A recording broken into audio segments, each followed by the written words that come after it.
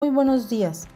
Hoy vamos a compartir con ustedes un poco acerca del pensamiento educativo de Aristóteles, conocido por los pensadores medievales como el filósofo. Aristóteles es quizá el pensador más importante y de mayor influencia en la historia y desarrollo cognitivo de Occidente. El pensamiento educativo de Aristóteles se basa principalmente en sus estudios éticos, políticos y lógicos. Aristóteles fue un filósofo científico griego considerado, junto a Platón y Sócrates, como uno de los pensadores más destacados de la antigua filosofía griega y posiblemente el más influyente de toda la filosofía occidental. Nació en Estagira, fue discípulo de Platón y luego maestro de Alejandro Magno. En el año 335, Aristóteles funda su propia escuela en Atenas, el Liceo, denominado así por estar situado dentro de un recinto dedicado a Apolo Licio, donde dictaba clases sobre sus amplios temas a sus discípulos. Para Aristóteles, el objeto de la vida era la felicidad, es decir, la actividad del espíritu que se auxilia de los medios interiores y exteriores para conseguir la satisfacción verdadera. Aristóteles dice que solo los hombres verdaderamente libres y perfectos pueden alcanzar este objeto, pero también reconoce que como nadie nace libre y perfecto, el hombre debe suplir con la educación lo que le falta, ya que la educación puede transformar a los hombres imperfectos en ciudadanos cumplidos. Aristóteles menciona que los ciudadanos pertenecen al Estado, pero considera que uno de los deberes indiscutibles del legislador es cuidar y vigilar la educación, lo cual demuestra que la pedagogía de Aristóteles forma parte de su política. La política desempeña un papel muy importante en el pensamiento educativo de Aristóteles, pues en su obra política ofrece una descripción de los diversos modelos de gobierno que existieron en el siglo de oro de la Grecia antigua, a pesar de que la democracia no era de su agrado. Se preocupó de las relaciones entre educación y sistema de gobierno en una sociedad integrada por hombres libres. El principal objetivo de la educación, para Aristóteles, era formar buenos ciudadanos y propiciar la adaptación de la educación a cada régimen. La educación de los jóvenes debe ser pública y común para todos en beneficio del Estado, ya que no es el azar el que asegura el progreso, sino la voluntad inteligente del hombre. En la actualidad, es de llamar la atención la preocupación social y política de los individuos en sus relaciones sociales, por lo que se han desarrollado programas de formación que reciben varios nombres, tales como educación de carácter, educación moral, educación cívica, educación en valores, educación social, entre otros. Pero también hay que destacar la influencia que han tenido los antiguos pensadores en este ámbito. Tal es el caso de Aristóteles, que en su obra hace referencia de la moral de la educación, a la cual llama educación de carácter. Desde el punto de vista aristotélico, la educación del carácter es siempre moral, porque hacer del individuo un ser humano pleno es hacerle bueno. Aristóteles destaca el carácter práctico de la educación. Se aprende a ser bueno siéndolo. Se aprende a ser virtuoso ejercitándose en estos hábitos. Se aprende a ser amigo teniendo amigos. Se aprende a buscar el bien común practicando el por ese bien. Entre las características principales del pensamiento educativo de Aristóteles, aludimos que para él la educación era infinita. Más concretamente decía, la educación nunca termina, pues es un proceso de perfeccionamiento y por lo tanto ese proceso nunca termina. La educación dura tanto como dura la vida de una persona. Para Aristóteles todo nuestro conocimiento trata sobre el mundo real, el mundo que percibimos a través de todos nuestros sentidos. Aristóteles, al creer que nuestro conocimiento se va estructurando por extracción de la forma o esencia de un objeto al experimentar los casos particulares del mismo, prefirió el método inductivo de razonamiento, que empieza con los hechos particulares y pasa a la generalización basadas en ellos. Aristóteles marcaba una diferencia en un ideal de educación, por un lado la educación privada y por el otro la educación pública. La educación privada tiende a la irrealización del ideal de vida individual. Como especie de este tipo de educación, dice Aristóteles, sobre la educación que los padres deben dar a sus hijos, no por útil ni por necesaria, sino por liberal y noble. La educación pública, en cambio, tiende a la modelación del ciudadano de acuerdo con la forma de gobierno existente en su comunidad. El etos individual debe impregnarse del etos colectivo, aceptando los naturales condicionamientos y limitaciones que éste impone sobre aquel. El contenido de la educación individual es para Aristóteles lo conveniente, que es para cada uno. El de la educación pública es lo que interesa en general. Dentro de la construcción orgánica del Estado, cada ciudadano no vive para sí, sino para el Estado, del que forma parte. Y es así como desglosa los periodos de la educación del ser humano, que valoró la importancia del ámbito del juego en los más pequeños para el desarrollo tanto a nivel físico como a nivel intelectual en sus primeras etapas de formación. Sin ninguna duda, muchas de sus ideas han ejercido una gran influencia sobre la historia intelectual de Occidente por más de 2000 años. Aristóteles seguía un plan educativo basado en 5 periodos educativos. El primero era el de la infancia, que se trataba del periodo de crianza en donde se le formaban con hábitos. El segundo periodo alcanzaba hasta los 5 años, que consistía en el desarrollo de los buenos hábitos, pero sin lecciones y sin obligaciones. La siguiente etapa, que abarcaba hasta los 7 años, profundizando en los hábitos, y desde los 7 años hasta la pubertad era el periodo de educación pública, con asignaturas tales como gimnasia, lectura, escritura, música y dibujo. Y por último, la educación liberal, que se impartía en liceos con asignaturas como podían ser las matemáticas, la lógica, la metafísica, la ética, la música, la física o la biología. También cabe recalcar que la música era considerada como elemento vital de la educación liberal, ya que se consideraba como una parte que contribuye a la formación del carácter y por otra a la purificación emotiva. El filósofo griego dividía la educación también en 2 partes. Por un lado estaba la educación moral y por otro la educación intelectual, ambas igual de importantes en el ser humano.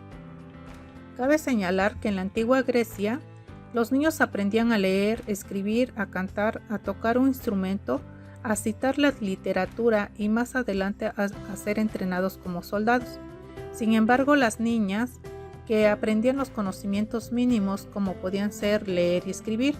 En algunos casos también aprendían sobre tratamientos de lanas o de tejidos. Además, se les enseñaba cómo dirigir un hogar.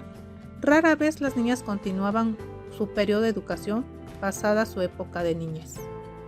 Los niños pertenecientes a familias con dinero eran cuidados y atendidos por los llamados paidólogos, que eran los esclavos domésticos, cuya misión no era otra más que acompañar a los niños durante el día. Las clases se impartían en las casas privadas de los propios maestros. Incluían, entre otras, la aritmética, la lectura, la escritura, canto y la ejecución de instrumentos como podía ser la flauta o la lira. El concepto de educación podría definirse entonces como un proceso de socialización que al educarnos somos capaces de asimilar y aprender conocimientos. Se materializa en una serie de valores y habilidades que producen cambios tanto intelectuales como emocionales o sociales. El objetivo marcado para la educación era el de preparar a los jóvenes, despertando en cada uno de ellos su inteligencia, para su plazo, posiciones de liderazgo en las tareas de Estado y de la sociedad. Es decir, creían en la posibilidad de formar a buenos ciudadanos. Me va a tocar relatar sobre la ética Nicomaqueo. Cuando Aristóteles, su padre, murió, Nicómaco era muy joven, pero no un bebé. No se sabe si fue hijo adoptado o hijo legítimo de su concubina. La ética Nicomaqueo, conocida también como ética Nicómaco, Es el primer tratado sistemático sobre la ética. Aristóteles empieza su obra definiendo lo esencial de la ética, el bien, con su habitual método inductivo. Ahora bien, pasamos a explicar el libro primero, el libro segundo y el libro 10. Iniciamos con el libro primero. Nos dice, toda actividad humana tiene un fin, y efectivamente, toda investigación y acción están orientadas hacia un fin, y por lo tanto hacia el bien. Los fines en general se pueden desarrollar a través de las acciones, las actividades o las obras. Si todas nuestras acciones tienen un fin, ese fin debe ser el bien supremo entendido en general, sino más bien para nosotros. Si lo pensamos de manera general, veremos que dicho conocimiento es la política, pues esta es la que rige las ciudades y decide qué debe hacerse y qué debe evitarse. La política requiere de experiencia. La ciencia política debe llevarse a cabo por hombres que tengan experiencia y conocimientos para ejercerla. Es por esto que los jóvenes no deben involucrarse en los temas de la ciencia política, pues no poseen experiencia suficiente, además de conducirse estos últimos siempre por las pasiones. ¿Cuál es el fin que debe perseguir la política y todos los hombres? En efecto, la felicidad. La felicidad quiere decir vivir bien y obrar bien. Sin embargo, la naturaleza de la felicidad es difícil de determinar. Por lo pronto, podemos decir que la felicidad de un pobre es ser rico, la felicidad de un enfermo, la salud, la felicidad de un ignorante, la inteligencia. Y pasamos a algo que es muy interesante, los modos de vida. Y decían que principalmente eran tres: el placer, lo político y lo contemplativo. En el placer nos dice que los que se dejan llevar por los placeres y la licencia. En lo político, el que busca el bien para los ciudadanos. Y contemplativa, la vida dedicada a la reflexión. Habla sobre las categorizaciones del bien. Muchos de los filósofos han tratado de agrupar el concepto del bien en un grupo. Los pitagóricos decían que el bien era una especie de unidad. También los platónicos solo consideraban que el bien solo abarcaba un aspecto de las cosas. Para Aristóteles, el bien es definido de dos formas posibles: los que son por sí mismos, la virtud, la honestidad, el valor, y los que resultan por razones de ellos, el ocio como condición de la virtud. Podríamos decir que el mayor bien es que se encuentra en sí mismo, pero ¿qué pasa con el placer, el honor y la prudencia? Y nos habla sobre el bien. El bien del hombre es un fin en sí mismo. Tenemos, por tanto, fines que son en sí mismos y otros que no procuramos. Por estos, por ejemplo, la virtud en la flauta nos dará relajo o tranquilidad. Estos últimos no resultan ser los bienes perfectos porque sí son en vista de algo más. La idea es alcanzar el bien en sí mismo, el cual es perfecto. La felicidad y la buena fortuna. La felicidad es el bien más preciado que puede querer el hombre. ¿Cómo se podrá conseguir? Por medio del estudio, la costumbre, los dioses o la fortuna. La felicidad y los bienes externos. Puede ser que a la actividad que se esté realizando para alcanzar la felicidad, muchas cosas y vicisitudes puedan obstaculizar una tristeza, una pérdida, pero una vez superadas, también podríamos llamar a esto una especie de felicidad. La felicidad y el elogio. Hay dos formas de elogiar a un hombre o a las facultades que éste tiene. Se elogia por una parte porque hay cierta naturaleza que hace ser elogiable algo, y por otro se elogia algo por relación a una cosa. Si la felicidad se logra a través de la virtud y los bienes del alma, entonces debemos decir que la felicidad tiene que ver más con el alma que con el cuerpo. Y ahora pasamos al segundo libro, Naturaleza de la virtud, ética. Toda virtud ética coincide con el hábito o la costumbre de una determinada acción. Por ejemplo, ser moderado solo se podrá lograr practicando la moderación. Ser justo solo practicando la justicia. O ser músico practicando la música. Además, la constancia de práctica determinarán quién es bueno o malo en cada actividad. El mal músico es el que tiene menos práctica que el bueno. Por lo tanto, la moderación queda establecido como una primera premisa que la virtud se lleva a cabo por medio de la acción. La virtud y el dolor. Pensemos ahora cómo es posible alcanzar este término medio que se encuentra en algunas acciones. Si nos abstenemos de los placeres y esto mismo nos da placer, la abstinencia, entonces podremos decir que somos personas moderadas. La naturaleza de las acciones. No solo basta realizar acciones justas o moderadas para alcanzar la virtud, también es necesario que quienes realicen las acciones sepa en base a qué las está haciendo, es decir, que esté consciente de que hace una acción justa o moderada. La virtud como disposición. Veremos en concreto qué es la virtud considerando los tres géneros del alma, las pasiones, las facultades y hábitos. A unas de estas tres debe corresponder la virtud. Géneros del alma, las pasiones, todas aquellas que provoquen dolor o júbilo, por ejemplo la codicia, la ira, la hazaña, el temor. Las facultades, la capacidad de las virtudes por las cuales somos afectados por las pasiones, por ejemplo, la capacidad de enojarse, entristecerse o compadecerse. El hábito se entiende como el buen o el mal comportamiento de las acciones con respecto de los placeres. Por ejemplo, excederse con los deseos, mal comportamiento, y moderarse con la ira, buen comportamiento. Las virtudes no pueden establecerse como pasiones, pues estas son cosas involuntarias que nos pasan y que no tenemos control sobre ellas. La virtud como término medio. Es claro que la virtud debe ser un término medio entre dos excesos. Los excesos siempre destruyen la perfección del término medio. En efecto, siempre será mejor ser valiente que cobarde o temerario. La manera para alcanzar el término medio es acercarse al extremo menos erróneo. Es posible cometer errores, pero la idea es estar en el error menos malo para que así no se juzgue con dureza. En cambio, quien comete un error tremendamente malo no pasará inadvertido. Pasamos al libro 10. No hay nada más tentador que el placer y la pasión.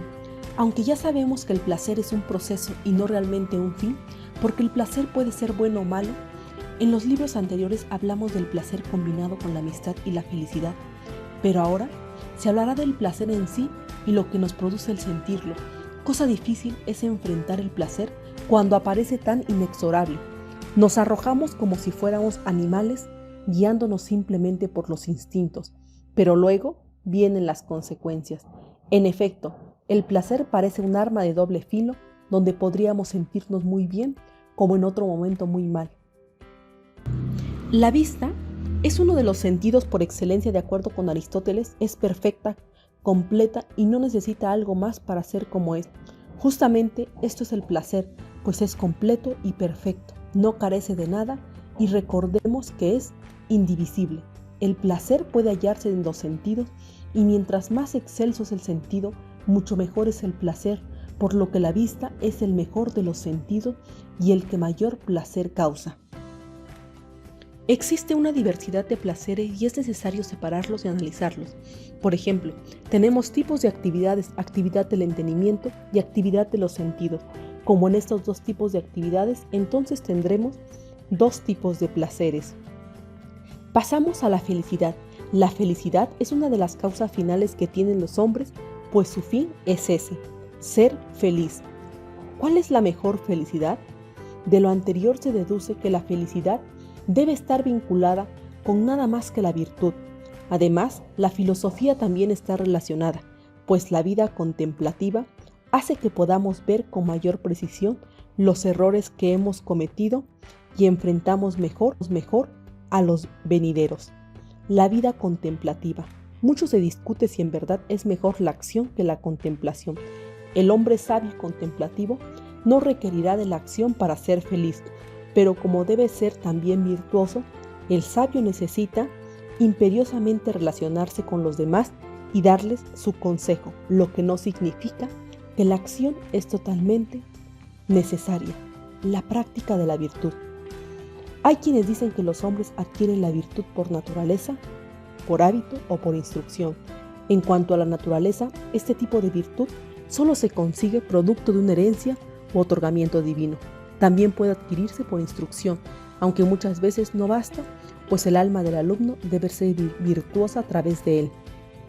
Por lo tanto, los hombres para ser virtuosos deben ser un alma dispuesta para la instrucción y la única manera de hacerlo es a través del hábito.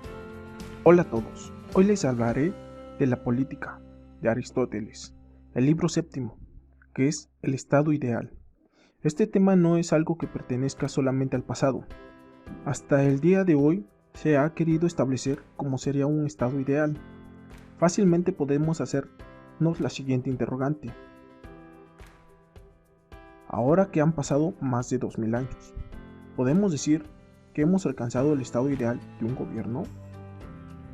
Quizá la respuesta arrojará una percepción subjetiva dependiendo de la inclinación política que se tenga, pero es indudablemente que todavía en el mundo hay mucha desigualdad.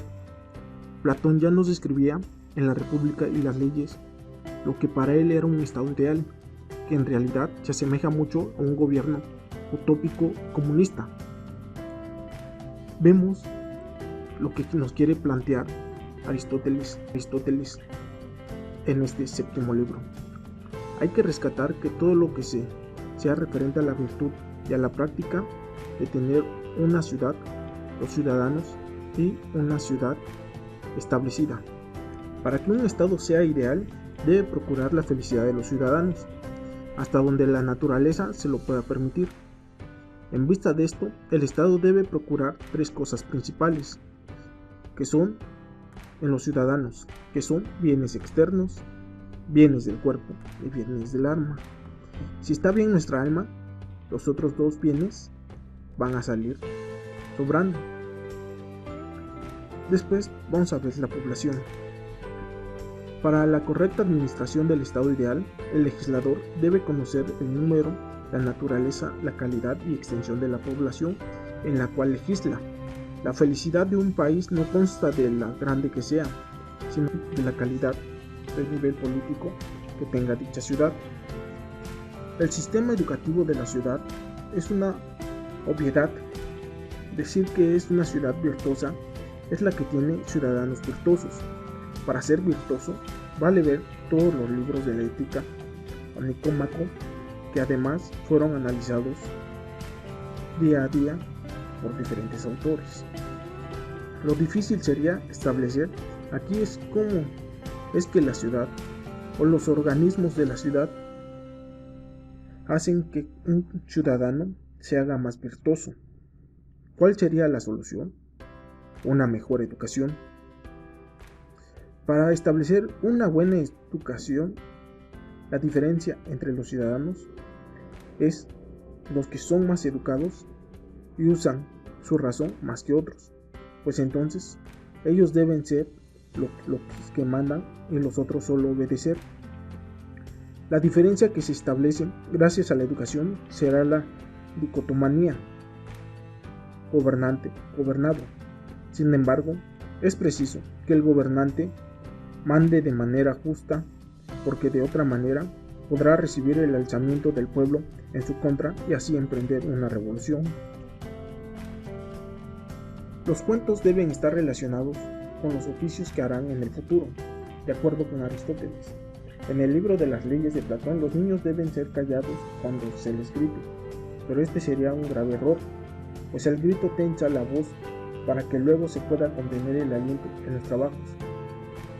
Deben ser educados en la casa y alejarse de los esclavos lo más posible. La idea de esto es que los niños no deben decir groserías o palabras vergonzosas que pertenecen a gente vulgar y esclava. Si llegara a decir dichas palabras, será castigado y azotado. Si un joven quien dice dichas palabras, entonces estará degradado a esclavo. Muchas de las cosas dichas en este libro por Aristóteles no se aplican en la sociedad actual. Creo que la ética sobresale mucho por la política en este libro. De hecho, creo que es fundamental que la política misma, basta con saber que ésta se debe ejercer con virtud para darse cuenta.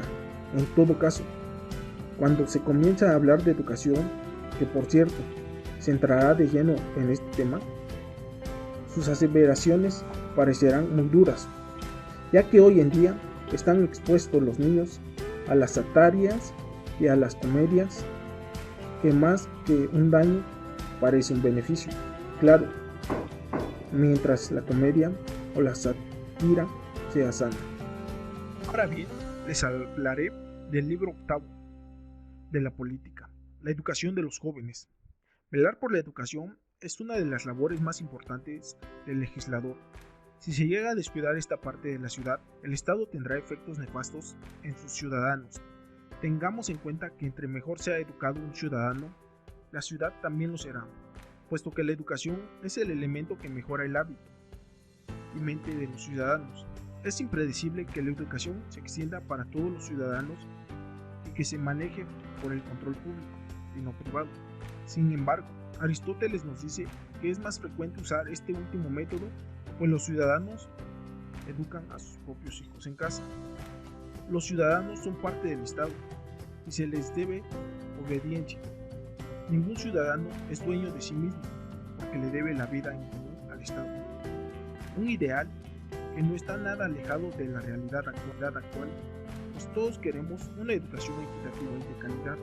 Aristóteles parece no estar de acuerdo con la educación privada, pero dicha educación no es entendida en términos actuales por Aristóteles. Tomaba la educación privada como algo concierto a los padres. Hoy en día tenemos colegios, institutos y universidades, tanto públicas como privadas. Podemos diferir en que el tipo de educación es mejor, pero en que no podemos estar en desacuerdo es que la educación debe ser por y para todos.